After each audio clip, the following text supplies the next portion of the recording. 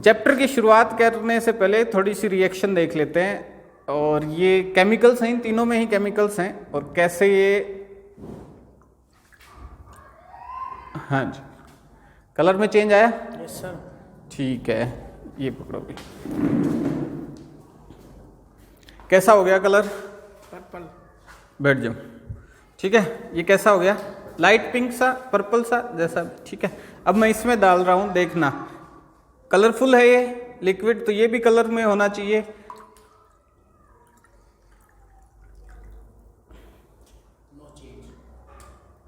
ठीक है, कलर गायब हो गया ना? देखा सभी ने? ठीक है, चलो। तो देखो ऐसा हुआ क्यों? तो वो चैप्टर जो है, ये जो चैप्टर है, ये हम जिन चीज़ों के बारे में पढ़ रहे हैं उन चीज़ों को यूज़ करके हमने ये ऐसा किया। क्या था कि आपके पास जो 3 बीकर थे ना, उनमें एक बीकर में था बेस, एक में था एसिड और एक में था फिनोक्लीन इंडिकेटर। ठीक है, फिनोक्लीन PHENOL, वैसे इसका नाम जो है वो होता है फिनोल्फालीन, बट हम इंडिया में अपने तरीके से बोलते हैं इसको, एक्चुअल नेम इसका होता है फिनोल्फालीन, बट हम क्या बोलते हैं? फिनोक्लीन। तो जैसे मर्जी आए चलने दो, कोई दिक्कत नहीं है। ठीक है, फिनोक्लीन, इसमें बेस था और इसमें एसिड था। फिनोक्लीन एक इंडिकेटर होता है जो एसिड और बेस को इंडिकेट करता है, उनकी प्रेजेंस को इंडिकेट करता है। और ये इंडिकेट कैसे करता है? जब आप फिनोक्लीन को बेस में डालेंगे तो आपको पर्पल कलर मिलेगा। ठीक है, पर्पल कलर मिलेगा। ठीक है, एज ए इंडिकेटर ये काम कर रहा है, बेस की प्रेजेंस को शो कर देगा। एसिड में अगर आप इसको डालोगे तो कोई कलर ये शो नहीं करेगा। ठीक है, अब दोबारा हमने क्या किया कि पहले तो हमने क्या किया था कि इसको बेस में डाला तो आपको कलर मिल गया पर्पल। फिर हमने इस पूरे सॉल्यूशन को डाल दिया किसमें? एसिड में। जो लास्ट वाला बीकर था उसमें था एसिड में डाल दिया मैंने इसको। तो एसिड में क्या हुआ? कलर गायब क्यों हो गया? फिनोक्लीन, एसिड में कोई कलर फिनोक्लीन शो नहीं करता, बट बेस भी तो था, हाँ, न्यूट्रल हो गया। ठीक है, एसिड और बेस आपस में मिलके क्या कर लेते हैं? एक दूसरे को न्यूट्रल कर देते हैं, न्यूट्रलाइजेशन रिएक्शन। ये पिछले चैप्टर में पढ़ी थी ना हमने। ठीक है, न्यूट्रलाइजेशन रिएक्शन, जिसमें आपके क्या बना था? HCl plus NaOH। ठीक है, NaOH आपको क्या मिल जाता है? NaCl plus H2O। ठीक है, ऐसी रिएक्शन पिछले चैप्टर में, इसमें है। ठीक है, तो ये क्या हो गया? न्यूट्रलाइजेशन हो गया। न्यूट्रलाइजेशन होने के कारण जो बेस था वो एसिड के साथ रिएक्ट करके न्यूट्रल हो गया। ठीक है, तो या तो बेस वो एसिड बच गया और एसिड में फिनोक्लीन कोई कलर शो नहीं करता। ठीक है, तो इसलिए वापस से वो पर्पल कलर जो था वो गायब हो गया। ठीक है, तो इस प्रैक्टिकल में जो चीजें यूज हुई वो क्या थी? एक इंडिकेटर, एक बेस, एक एसिड, उनका न्यूट्रलाइजेशन रिएक्शन, कलर से मैंने आपको वो शो कर दिया। तो वो कोई जादू वादू नहीं था, सिंपल केमिकल रिएक्शन है और उन रिएक्शंस के कारण आपको वो कलर दिखाई दिया एक बार और दूसरी बार गायब हो गया।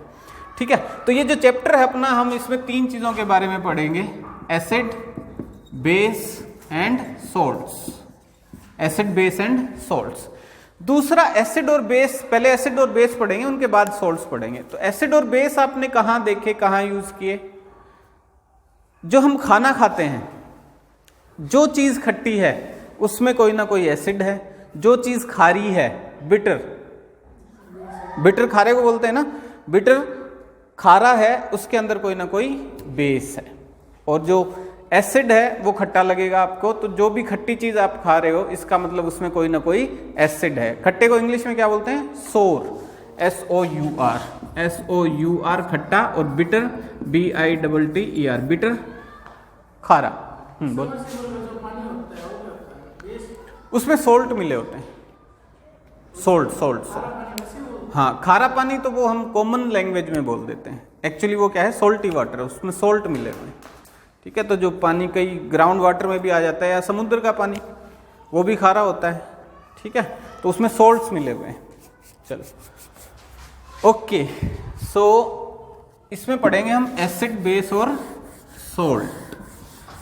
चलो तो सबसे पहले एसिड और बेस को हम देखेंगे कैसे, पता कैसे लगाएंगे उनका, वो डिस्कस करते हैं। एसिड और बेस का हम पता कैसे लगाएंगे वो समस्या है सबसे पहले।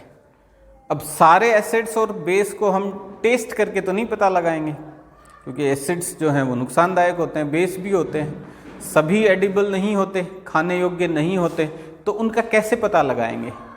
तो उसके लिए रिएक्शन डिफरेंट थिंग है, वो तो अलग बात होगी। रिएक्शन में तो बहुत सारी चीज़ें आ जाती हैं। इंडिकेटर्स हैं, जैसे कि यहाँ एक फिनोप्थिलीन था, तो वो क्या था, एक इंडिकेटर था। उसको बेस में आप मिलाओगे, आपको पर्पल कलर शो होगा, तो पता चल जाएगा कि हाँ ये बेस है, ठीक है। सो इन इंडिकेटर्स का यूज करके हम पता लगाते हैं कि कौन बेस है और कौन एसिड है। इंडिकेटर्स आपके दो टाइप के होते हैं, एक तो नेचुरल और एक सिंथेटिक, ठीक है। एक नेचुरल और एक सिंथेटिक। नेचुरल नेचर से मिलने वाले इंडिकेटर्स, और सिंथेटिक जो फैक्ट्री में बनाए जाते हैं, नेचर से हमें नहीं मिलते, कंपाउंड्स होते हैं वो किसी तरीके के। नेचुरल इंडिकेटर में जो सबसे ज्यादा हम यूज करते हैं वो है रेड लिटमस पेपर या फिर ब्लू लिटमस पेपर। हाँ, टर्मरिक भी एक नेचुरल इंडिकेटर है। रेड लिटमस पेपर यूज करेंगे सबसे पहले। लिटमस पेपर ही लिख देता हूं मैं, जो दो टाइप के हैं, रेड और blue. Litmus paper, litmus paper दो टाइप के हैं आपके, एक तो रेड लिटमस पेपर और एक ब्लू लिटमस पेपर, ठीक है। ये एक नेचुरल इंडिकेटर है, तो सबसे पहले यही आएगा। अच्छा, नेचर में ये कहाँ मिलता है, तो ये मिलता है हमें लाइकन से, LICHEN, lichen.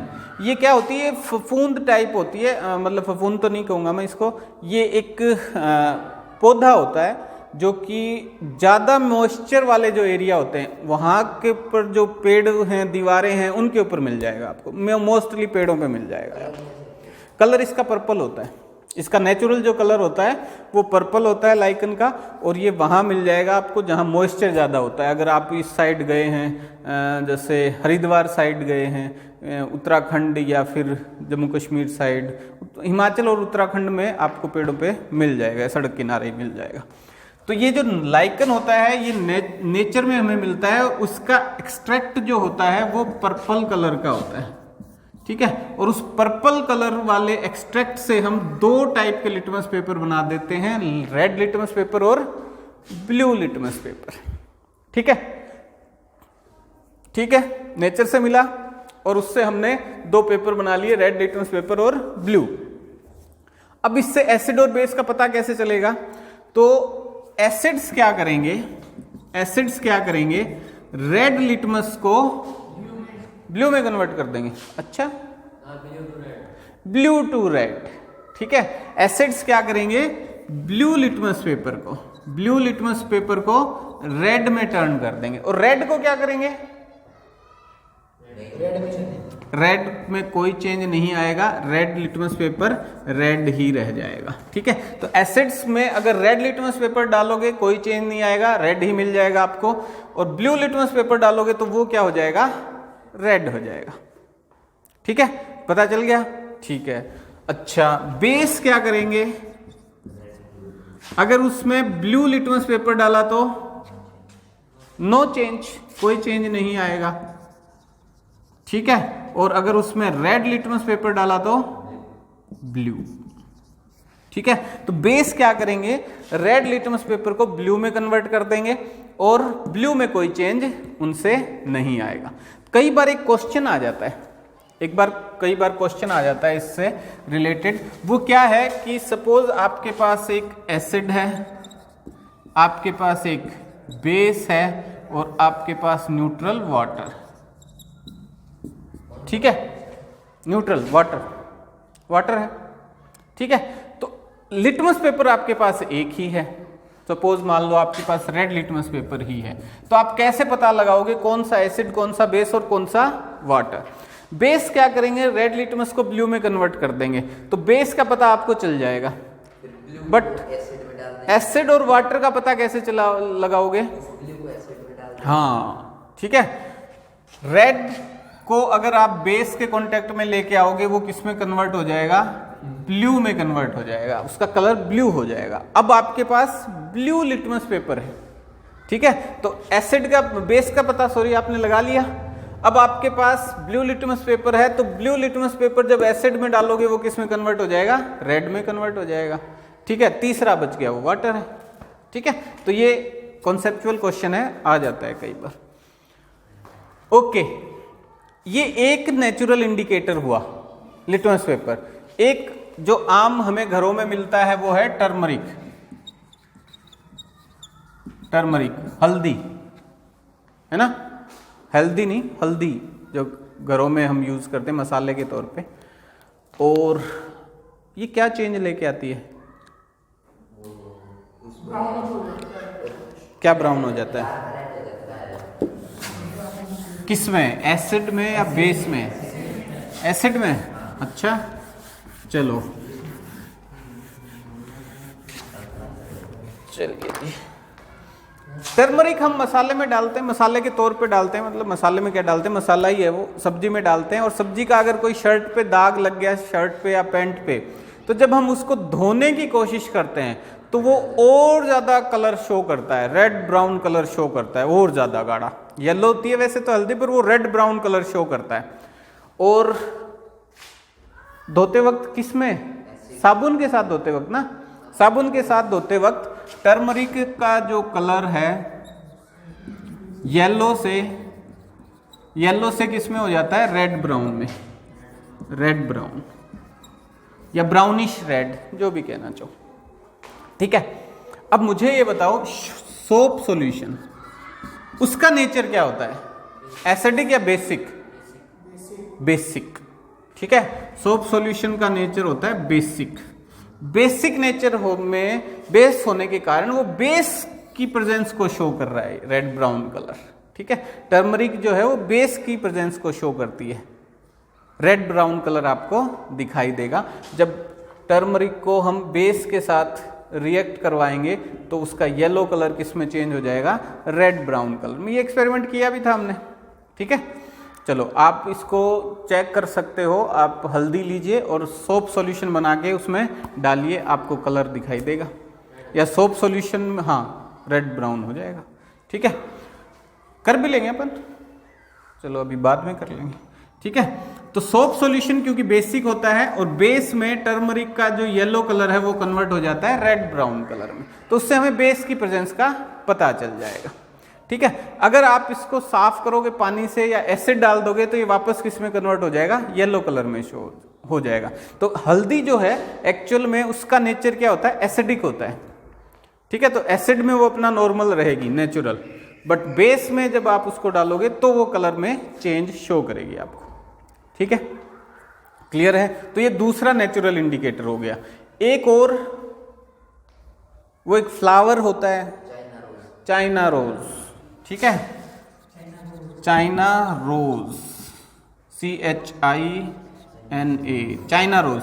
China rose flower है, उसका एक्सट्रैक्ट निकालते हैं हम पहले, ये भी एक नेचुरल इंडिकेटर है, तो उसका एक्सट्रैक्ट निकालते हैं। ऐसे और भी हैं, बहुत सारे नेचुरल इंडिकेटर्स हैं, ठीक है। तो एक उनमें चाइना रोज है, तो चाइना रोज का एक्सट्रैक्ट जो होता है उसका कलर क्या होता है? नेचुरल कलर क्या होता है उसका? चाइना रोज रेडिश, मतलब लाइट पिंक सा होता है, ठीक है। और उसमें एसिड डालोगे तो वो हो जाएगा, नहीं कलर शो करेगा, डार्क पिंक शो करेगा वो, जब उसमें रेडिश पिंक उस टाइप से शो करेगा। और बेस में डालेंगे तो, बेस अगर उसमें डालोगे तो वो ग्रीनिश कलर शो करेगा, ग्रीन हो जाएगा, ठीक है। नहीं, वो फूल का नाम है, ऐसा नहीं कि वो चाइना से आया हुआ है, ठीक है। नहीं, वो पता नहीं क्यों नाम क्यों पड़ा है इसका वैसे, और हो भी सकता है चाइना से लेके आए हूँ, but I don't know about that, मुझे उसका आइडिया नहीं कि वो ऐसे क्यों बोलते हैं इसको, ठीक है। तो ये कुछ नेचुरल इंडिकेटर्स हैं, जिनको यूज करके हम एसिड या बेस का पता लगा सकते हैं।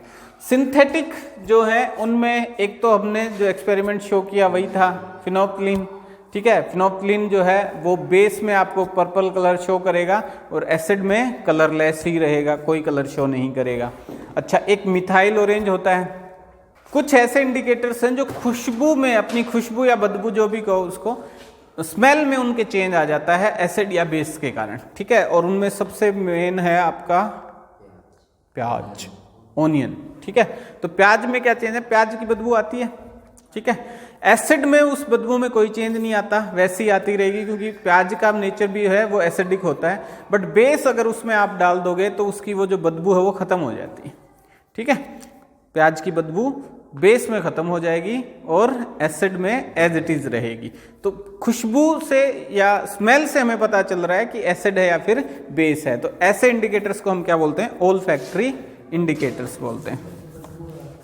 हाँ, ऐसे ओल्फैक्टरी इंडिकेटर्स। और ऐसे ओल्फैक्टरी इंडिकेटर्स कई हैं, ठीक है। जैसे वनीला एक्सट्रैक्ट है या क्लोव ऑयल है, वो भी ऐसे ही है और सेम तरीके से बिहेव करेंगे वो आपका। जो बेस है उनमें इनका कलर जो है, ओ सॉरी, जो स्मेल है वो चेंज हो जाएगी, ठीक है जी। इंडिकेटर्स का काम खत्म। अच्छा, स्मेल को एक और वर्ड से यूज कर रहा है वो ओडर, ODOUR, ओडर। हाँ, ओडर। तो थोड़ी बैड स्मेल जो होती है ना उसको बोलते हैं ओडर। तो ये अच्छी स्मेल नहीं कहलाएगी। तो इनका जो ओडर है वो चेंज हो जाता है, प्याज का और इनका।